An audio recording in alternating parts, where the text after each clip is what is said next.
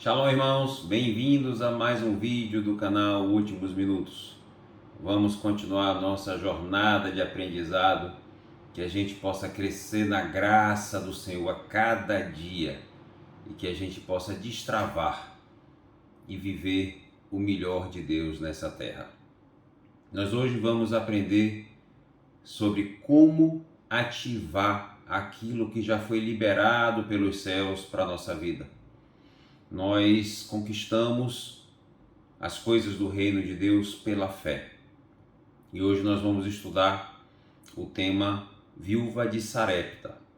Nós já abordamos parcialmente essa história lá no Orações 2, no vídeo Orações 2, quando nós falamos da história do profeta Elias. Essa é uma continuação do que aconteceu durante o período de seca. Vamos começar. Primeiro livro de Reis, capítulo 17, versículo 1. Ora, Elias de Tisbe, em Gileade, disse a Acabe: Juro pelo nome do Senhor, o Deus de Israel a quem sirvo, que não cairá orvalho nem chuva nos anos seguintes, mediante a minha palavra.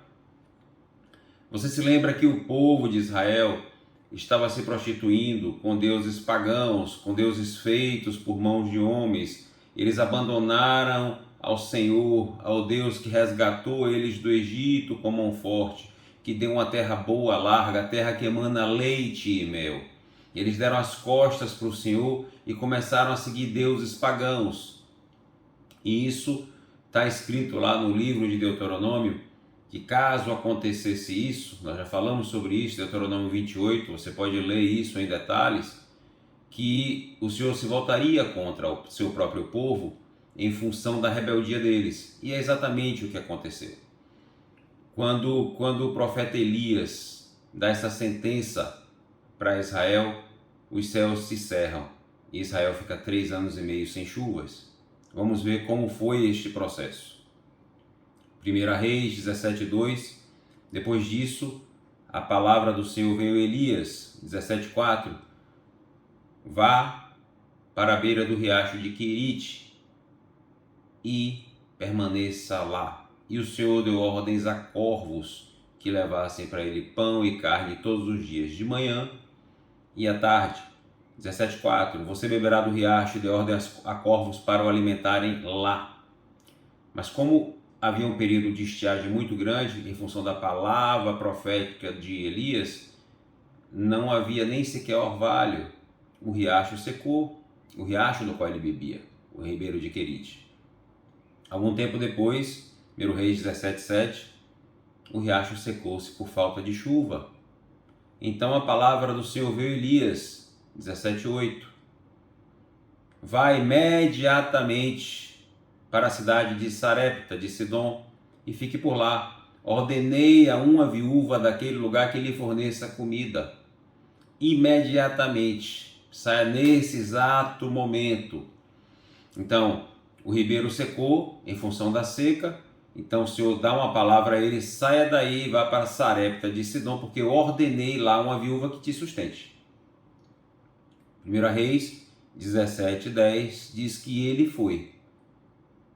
Quando chegou à porta da cidade, encontrou uma viúva que estava colhendo gravetos. Ele a chamou e perguntou: Você pode me trazer um pouco de água numa jarra para eu beber? Olha só. Enquanto ela ia buscar a água, ele gritou: Por favor, traga também um pedaço de pão. 1 Reis 17:11.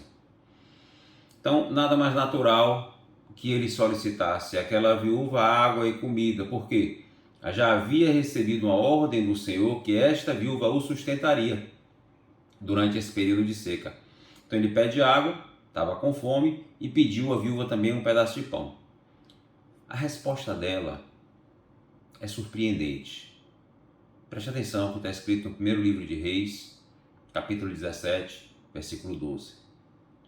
Mas ela respondeu: Juro pelo nome do Senhor, o teu Deus, que não tenho nenhum pedaço de pão, só um punhado de farinha numa jarra e um pouco de azeite na botija. Estou colhendo uns 2 gravetos para levar para casa, preparar uma refeição para mim e para meu filho, para que comamos e depois morramos.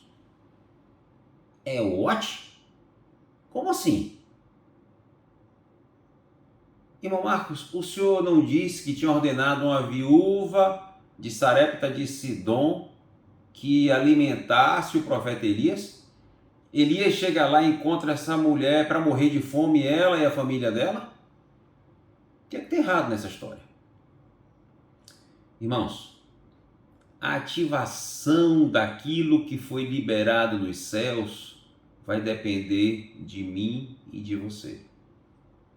Já havia uma palavra de provisão sobre a vida desta mulher. Lembre-se que o Senhor não erra. Então, ordenei a uma viúva que te sustente, que te forneça comida.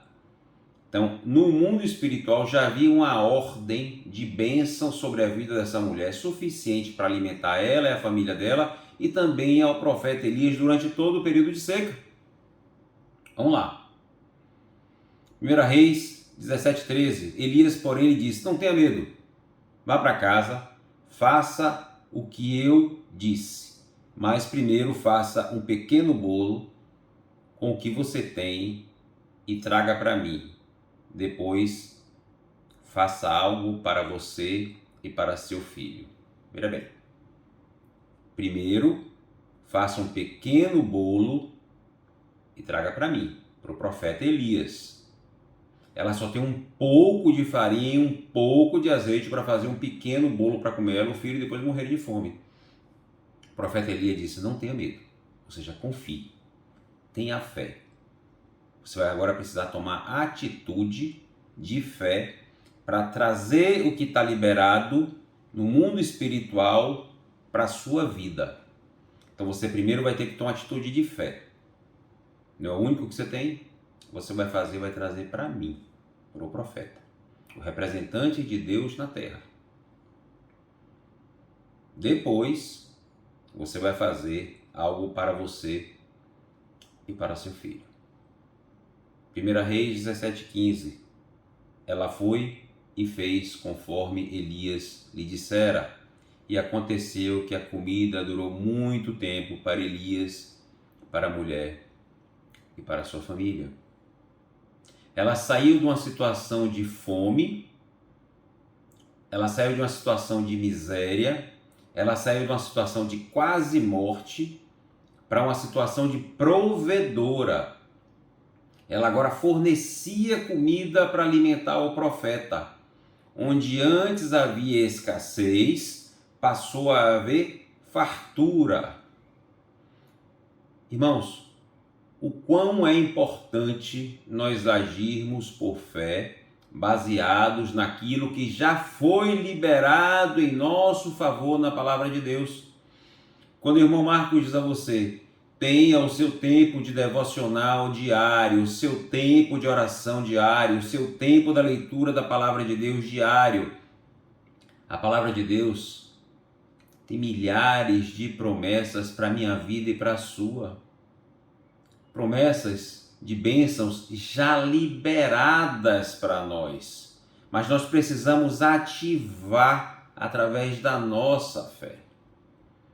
A ativação através da nossa fé vai trazer aquilo que já está liberado no mundo do espírito para ser manifesto na terra. Lembra que esse é um dos objetivos da oração? Ativar e manifestar o poder de Deus, a vontade de Deus nas nossas vidas. Seja feita a tua vontade aqui na terra, assim como é no céu. A gente, com a oração, a gente vai ativar, e com a nossa atitude de fé, a gente vai viver o melhor de Deus para as nossas vidas. Que o Senhor continue te abençoando de forma poderosa. Que o seu entendimento continue sendo aberto a cada dia. Que você cresça no Evangelho e aprenda a comer Bíblia todos os dias. Mais uma vez eu te peço que você inscreva-se no canal, que você ative as notificações para que você seja avisado, para que você seja avisada de cada novo vídeo postado. Te peço também que você compartilhe os vídeos, que você leve água para aquele que está sedento. Lembre-se, a palavra de Deus sempre vai ser água, sempre vai ser alimento.